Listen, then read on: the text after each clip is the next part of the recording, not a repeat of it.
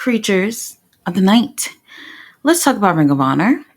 So, I'm going to be brutally honest. This morning, I woke up and I thought about it. I said, girl, you love this shit. However, we do have our frustrations, and I've been sticking with it since day one with Tony Khan and Ring of Honor. And I can be honest and say there's been times where I've been like, "Girl, just throw in the towel, throw in the towel."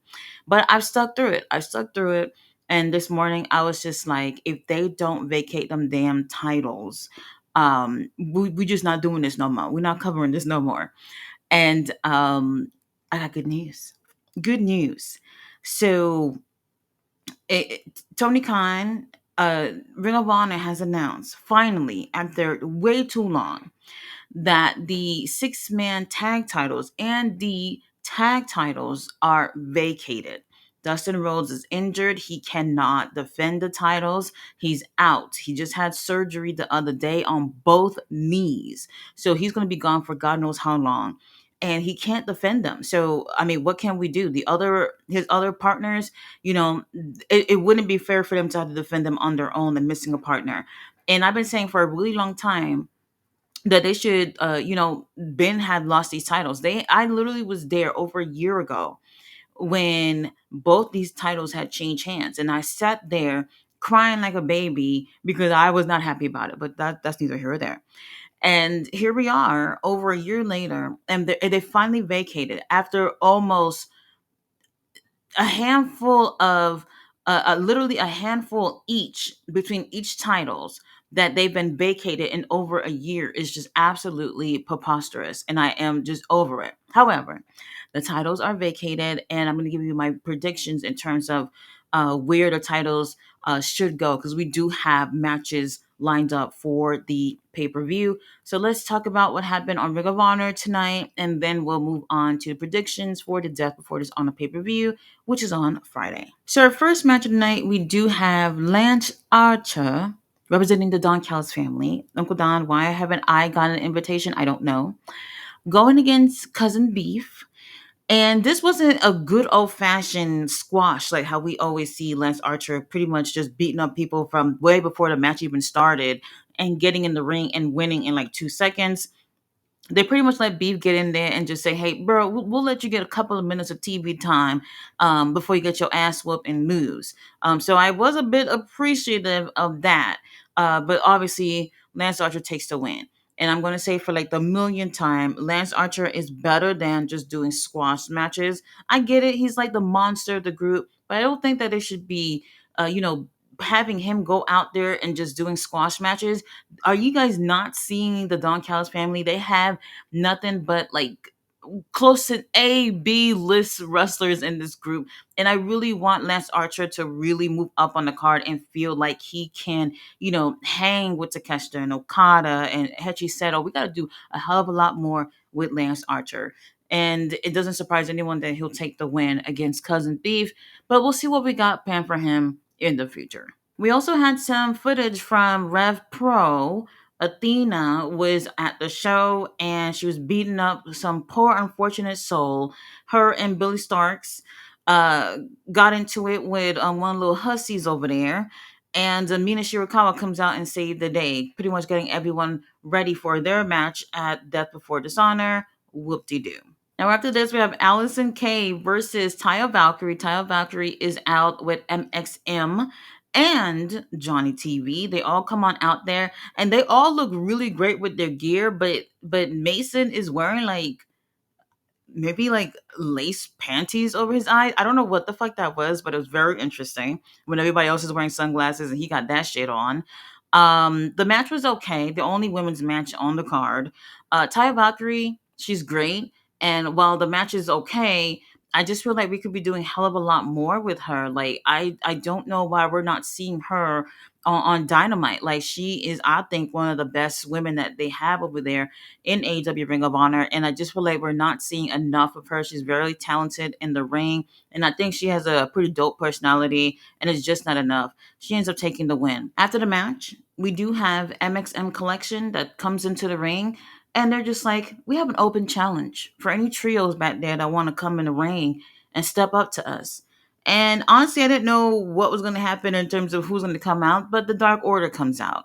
And I was a little bit surprised about that because sometimes they're hot, sometimes they're cold, whatever. They come on out there and they have a pretty great match. And to be honest with you, both of these teams are really talented, but unfortunately, it's always like they remember that they're employed and then they put them on Ring of Honor at some point. Really decent matchup, very fun. Both of these teams could make you laugh. And MXM Collection, I'm gonna say this. Mason and Mansoor, they have that whole character thing down pack.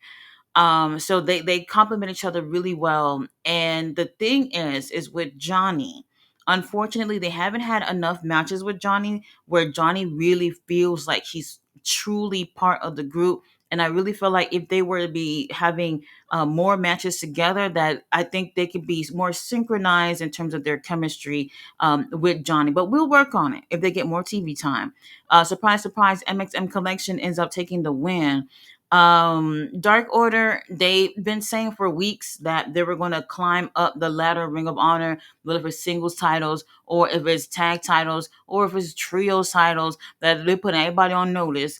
And honestly, I haven't seen anything yet. They're talented, but they're not getting their hands on any titles. Now, after this, we have Serpentico teaming up with Angelico against local talent, Danny Orion and Stephen Wolf.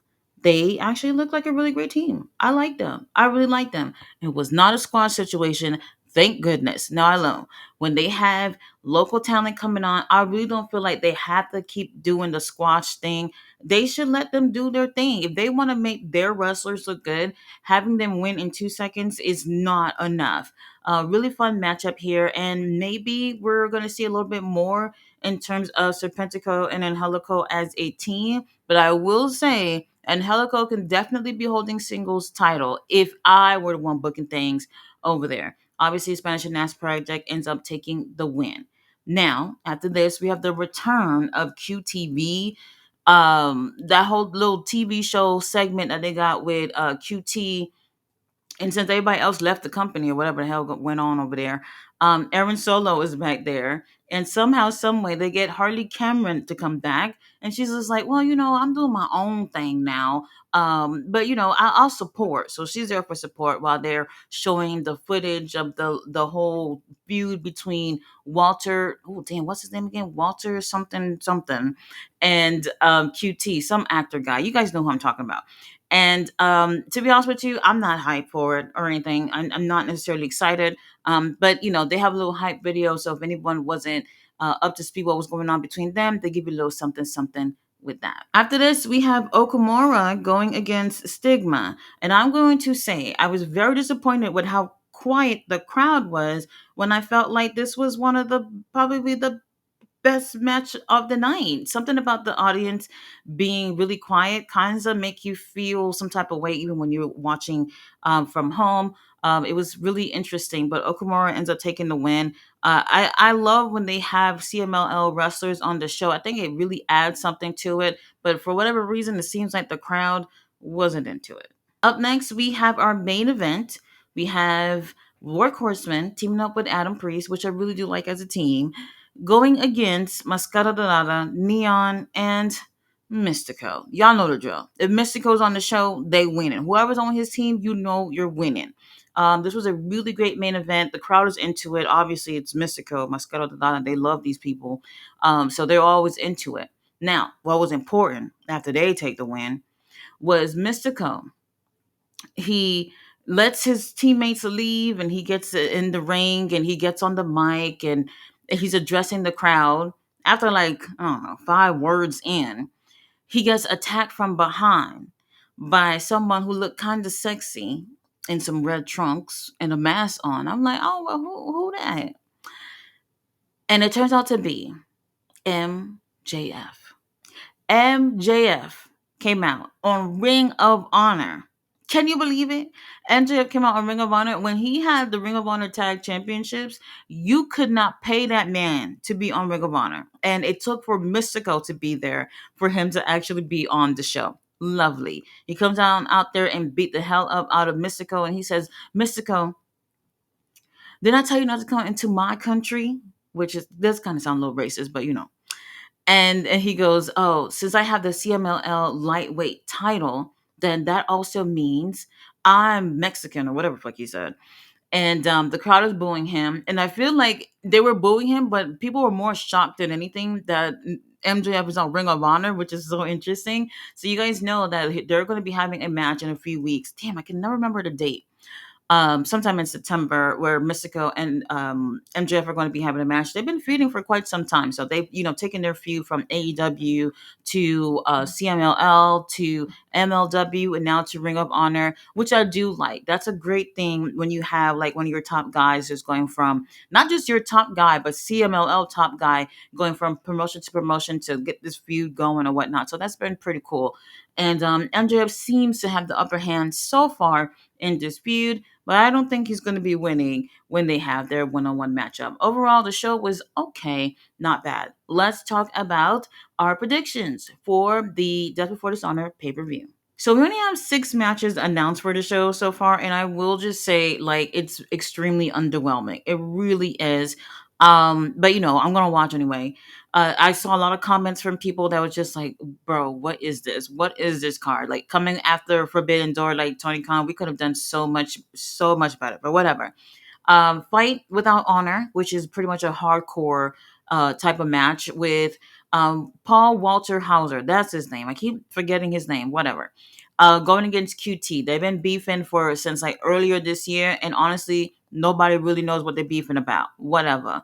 QT, I think, is gonna get his ass whooped and lose. Now, I've seen Paul just fucking losing his shit on like MLW and doing stuff like this. So he's in his element with the whole hardcore aspect of it. So I think he's going to do well anyway and probably end up taking the win. So I guess you could say, yeah, he's a wrestler. He wrestles or whatnot. But am I interested in this? Honestly, no, I'm not. Now we have the Pure Championship on the line. We have the beautiful Lee Moriarty going against Shala. Now this is I guess you could say rematch. He has a rematch. So Shala got his opportunity to go for the title after winning a Proven Grounds match against Lee Moriarty. However, he ended up winning by just lasting the 10 minutes. So since he lasted the 10 minutes, it wasn't necessarily Lee, being pinned or tapping out or anything like that. So this makes it interesting. So them in a ring that we saw a couple of weeks ago was really, really great. So I think they're going to tear it up at the pay-per-view. I know this is going to be one of the better matches of the night. However, Lee Moriarty, I believe, will retain. Now, the Ring of Honor World Six-Man Tag Championships on the line. It's vacated, yes. So Sammy will be teaming up with the Von Erichs. Nice to see that y'all can actually show up to the show to go against Shane Taylor Promotions. This was one of those situations where I feel like because Dustin was injured, and rather than just saying, "Hey, we're gonna take it off y'all," and not let y'all still have an opportunity to at least win it back, they just put them in this match. And then you had your next best option, which is Shane Taylor Promotions in terms of a trios. If Shane Taylor Promotions don't win, I'm fucking gonna lose my mind. I really am. First of all, they are deserving. This has a little less to do with the fact that I'm over it with Sammy and the Von Erichs. However, they deserve it. They've actually been putting the work this entire year that we have barely seen Sammy Guevara and the Von Erichs. So for me, I'm all about those who are putting in the work. If you were injured, if you had a baby, whatever the fuck happened this past year, that got nothing to do with me and the business. You weren't there. People are looking out for the ones who are putting in the work, and I do feel like Shane Taylor Promotions deserve it. And another reason why is I do feel like Ring of Honor need heels running things over there. We barely have any storylines going on within the promotion, and I do feel like when Shane Taylor Promotions, with majority of the titles, well, at least 4 people within that group holding titles, will actually be a really good thing. It will be refreshing to see. They have amazing personalities that people can get with, whether they're baby faces or heels. I feel like they are the perfect choice to be holding titles right now. It's time to move on. Tony Khan, it's time to move on. The Von Erichs, Sammy, they're talented, but we got nothing that whole year that they've been holding titles. I'm ready to move on. Shane Taylor Promotions is my pick for the win. They better win. Now, yes, you're not seeing wrong. Sammy's on the screen again. He was the Ring of Honor Tag Champion with Dustin as well. And rather than them just taking the title, they vacated, yes, but instead of just saying, hey, well, Dustin ain't here, so it's whatever, they're still giving him opportunity for him to get it back. But he has to have a mystery partner to go against the Outrunners. And I am really disappointed to see that majority of the guests that I've seen that people are guessing to be the mystery partner is he who should not be named. Y'all know who I'm talking about. He starts with a C, last name starts with a J. I don't like saying his name because I feel like just saying his name just bring bad spirits around. Like I can't. I just something about him I don't like. Would it make sense if it was him? Maybe. Some people were saying, what's his name? Fuego del Sol. I forgot his. He doesn't go by that anymore. He doesn't wear a mask anymore. I forgot his real name.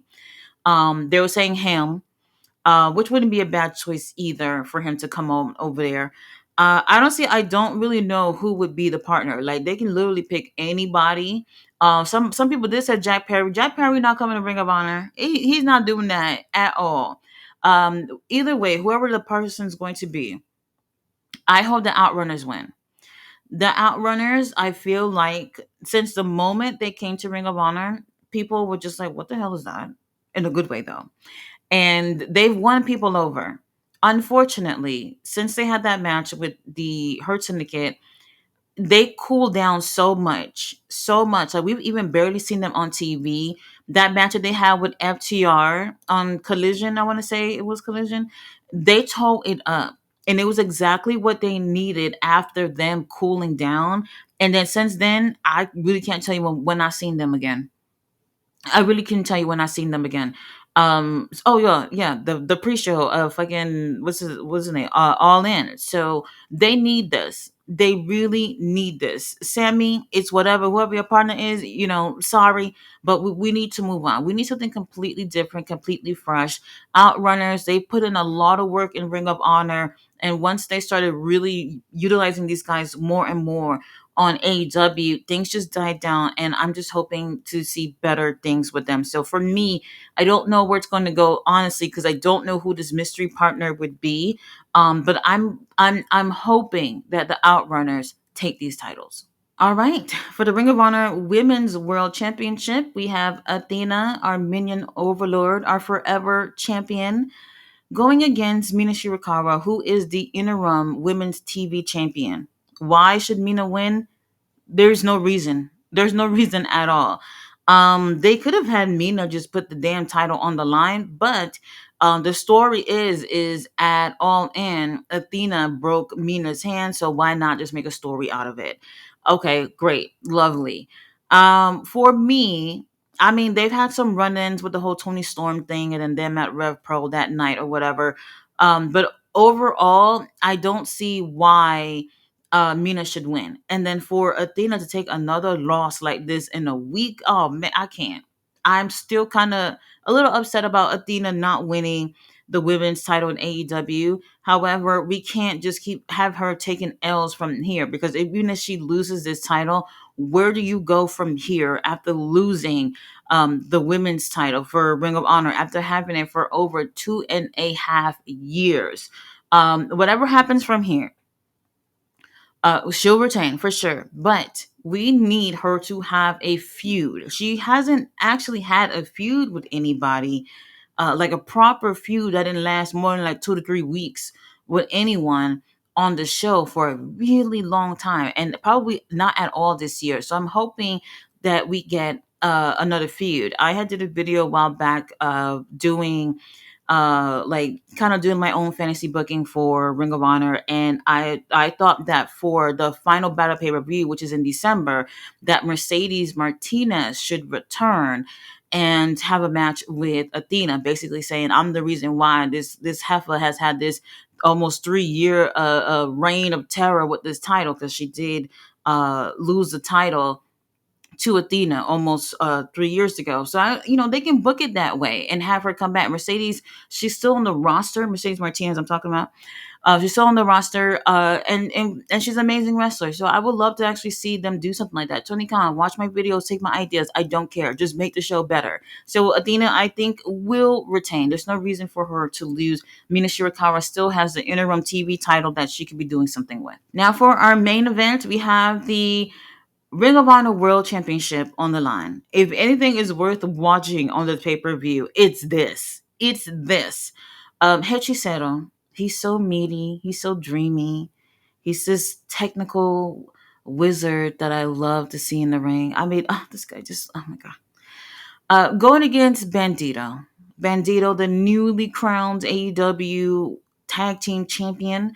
A lot of people have been talking about this favoritism with Bandito. Obviously, Tony Khan loves this guy. I don't know. He's super talented. This is the only feud that he's actually had since he's held this title, and it's there, but it could be better in terms of a feud. I don't care if they would have had to speak in Spanish and do fucking sit down interview in Spanish. Like put the fucking subtitles for the ones who don't understand. Like something they could have done a little bit more. Some things about their feud have played out on AEW TV, so I guess that's okay. This is definitely going to be match of the night. Like I can't see this going any other way. Bandito, we are praying because he is injury prone. So we'll see what happens with that. But overall, I do feel like Bandito will retain. However, it would be cool if Hechicero were to win and bring on another championship over to Don Callis family. Like, why not? We have space. We have space for another title. And that would have been cool. But I don't see that happening. Hechicero is an amazing wrestler. I do think that he could be able hmm, he's capable of holding this title, to be honest with you. However, I don't see them booking him really well, just like with Bandito, in terms of being a champion. It's not just about coming out there and having fucking match of the year, like how he had with Takeshita a few weeks back. And it's more than that. We need him to be participating more on the show, on Ring of Honor itself. Now that he has the AEW Tag Championship, I feel like the focus is going to shift a little bit more with him participating on AEW, which they've already done. Overall, the show, um, if you're not doing anything on Friday, just put it on. Just put it on. The wrestlers, they always give a great show. So I'm not doubting the quality of the matches or anything. However, the card itself looks like not much thought has went into it.